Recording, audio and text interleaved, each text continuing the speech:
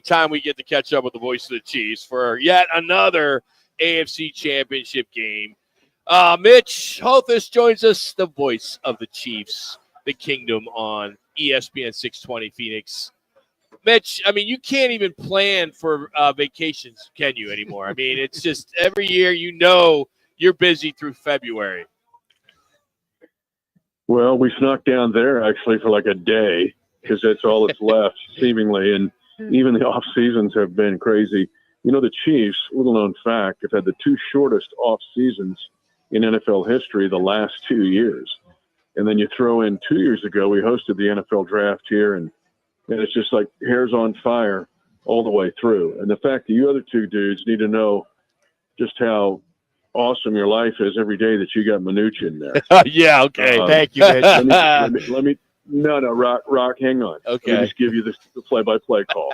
October 1978, Lincoln, Nebraska. 3rd and 18 at his own 13. Much like Patrick Mahomes later, like 40 years later. Back to throw, it's Minucci. A deep post pattern to Eugene Goodlow for 87 yards and a touchdown. I think that ball went 70 yards in the air.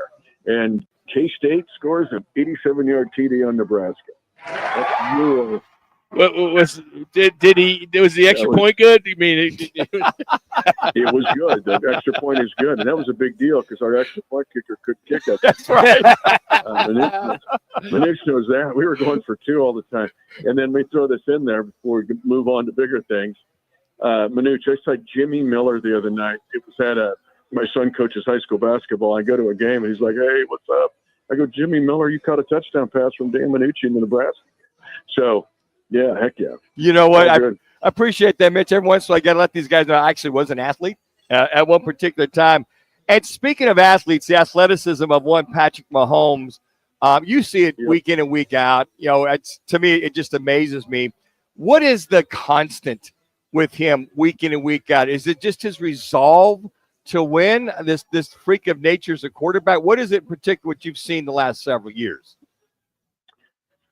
Manucci, what we have is Tiger Woods wearing the red shirt on Sundays in his prime before all of the stuff happened to him. That's what we've got.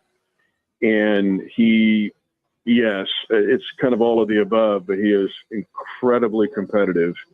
And the fact that he can process information and prepare like no other.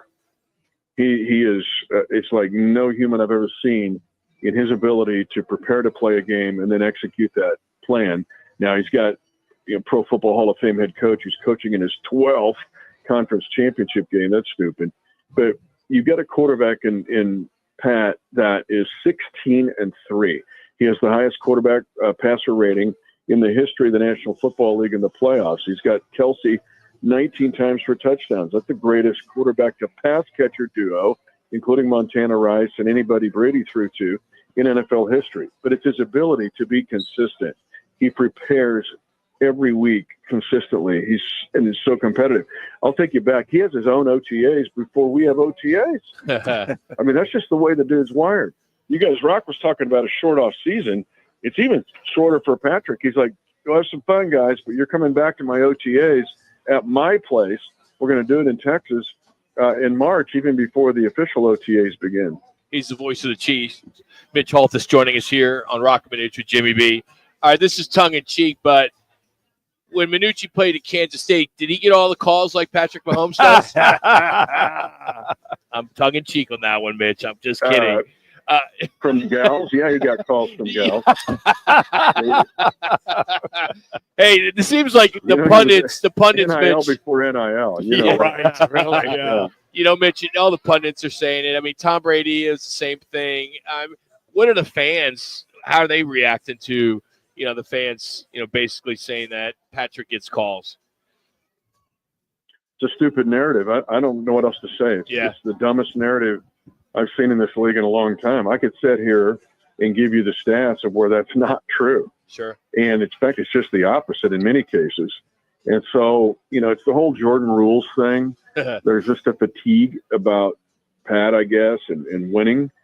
And although if everybody would kind of just put down their phone and put out reckless information that's dumb, it's become actually a national narrative of people that I would respect it, would research it better. Like, no, that's not the case. But I guess it's a clickbait thing, so they go with it.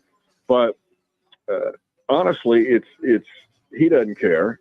The team doesn't care. Big Red doesn't care. You just go with it. I mean, this is a team that has won now. They played the hardest schedule for 6 years. They've played a 17th game. That's what Brady didn't have to do other than his 21 season when he beat us in Super Bowl 55. You're getting one more game against an NFC division champion. So you got that thrown in. Pretty soon we're going to play an 18th game. Everybody's going to play overseas. And, you know, last year the narrative was he hadn't won a road game. He wins at Buffalo and at Baltimore in successive weeks and beats a awesome San Francisco team, and at the time defensively was being compared to the 85 Bears.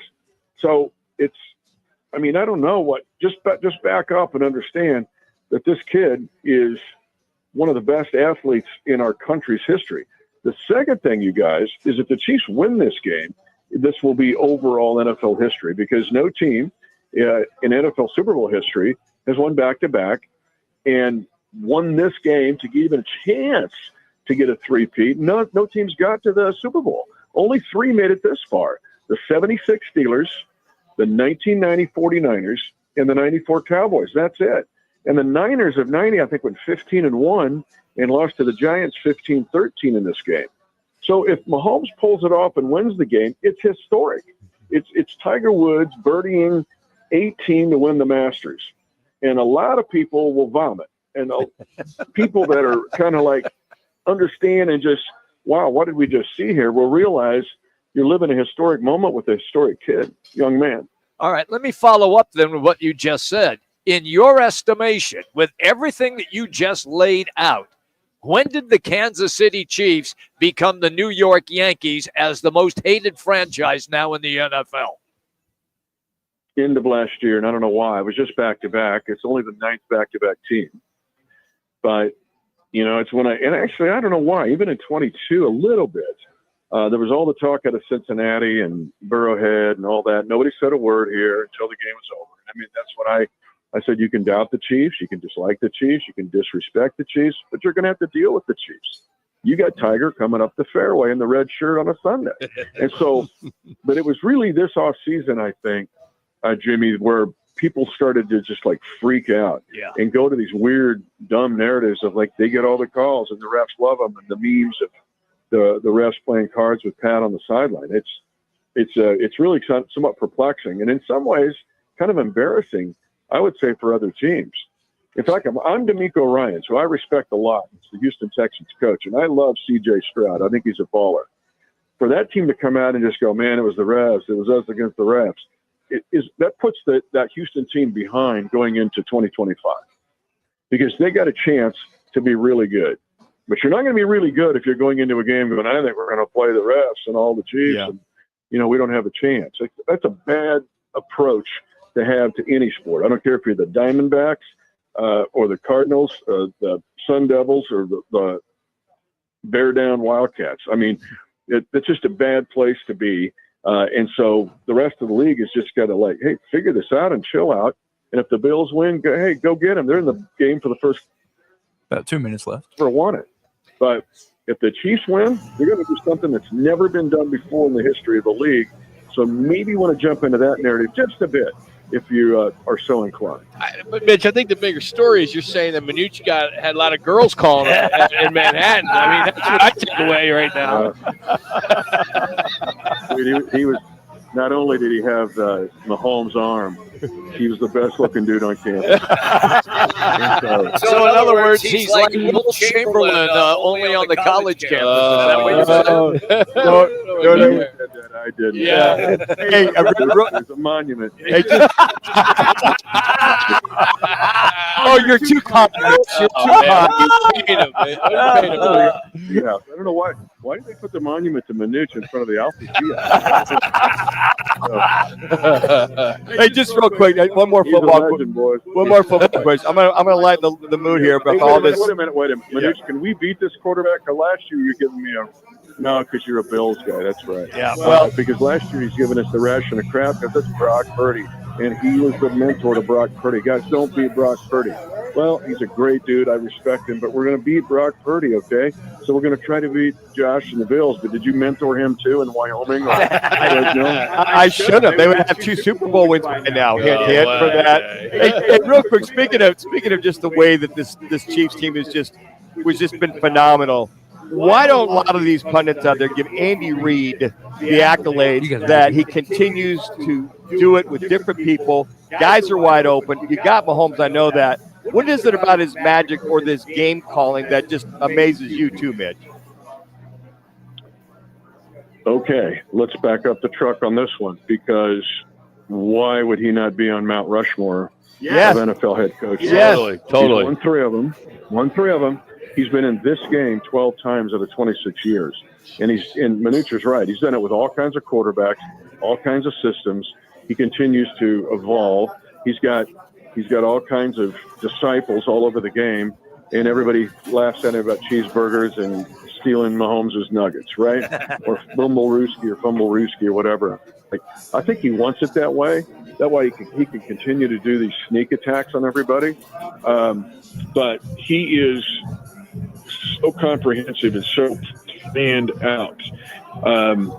Here's where the rest of the league needs to figure this out. And I think the younger coaches are scared to do it because they want to keep the locker room, or the agents telling them, don't go to OTAs, man, go play golf or play disc golf, hang out and play video games. And he's like, no, we're going to attack in OTAs. Pat's already done his pre-OTAs with his receivers and RBs. Then they come into OTAs. They treat OTAs like training camp. Training camp, with the rules that are in place, he doesn't break any of those, but he maximizes the time. I see coaches cancel OTAs and practices in training camp, and then they go 0-2 to start the year. So his teams are so ready to play. They're so ready to take the flash points, because every year I could walk you through a flash point where the whole thing could have been taken off the track. And he's so good at handling those, but he's got this comprehensive approach which helps you take on those flash points. And then when it comes time to hit the crescendo and Tiger's walking down the fairway in the red in the late 90s, there's the caddy walking right along with him, telling you, hey, do this and do that. Andy Reid is right there with if he wins this game, guys, it'll be his 28th postseason win. Belichick has 31, and he's stuck at North Carolina. You don't get NFL playoff wins at North Carolina. All right? Andy could buzz by him. He could buzz by Belichick in the most playoff wins in NFL history, and yet nobody talks about it. They want to talk about cheeseburgers. And I don't think he minds it, but he's brilliant. And the fact that you guys asked the question, plus 10 points, because nobody talks about this guy enough. Mitch, as always, man, we love having you on. Thanks for having some fun with us, and good luck, man, because we know if you do go to the Super Bowl, you'll face my Eagles, and we'll have some fun in a week. So looking forward to it. So, Mitch, thank you, man. Appreciate you. Thanks, Mitch. What was it? Did they get a bye? I don't know if the Commanders or they. What's the bye? Your next guy. You two other jokers got to know. Minucci's like one of my top 5 like humans on the earth. Your next guest, because I saw it on Twitter/X, it's on that same list. Steve Tasker is a legend, born in Leota, Kansas. I actually helped him get recruited to Northwestern. He's one of my favorite human beings on the planet. Minucci, K-State didn't want him, so I called Northwestern. He goes up and leads the Big Ten in kickoff return. Steve Tasker is a legend. What a nugget there. There you go. Thanks, Mitch. Have a good time. We'll appreciate you. That's Mitch Holthus joining us, Kansas City Chiefs play-by-play voice. You can follow him on Twitter, X, Mitch Holthus. Appreciate that. We were going to open the phones and get into Jimmy Butler, but I think we need to continue talking some NFL here, and then we'll catch up with Steve Tasker. It's Rock, it's Minucci, Jimmy B. We're out here at the Twin Peaks in Tempe, right here on ESPN 620.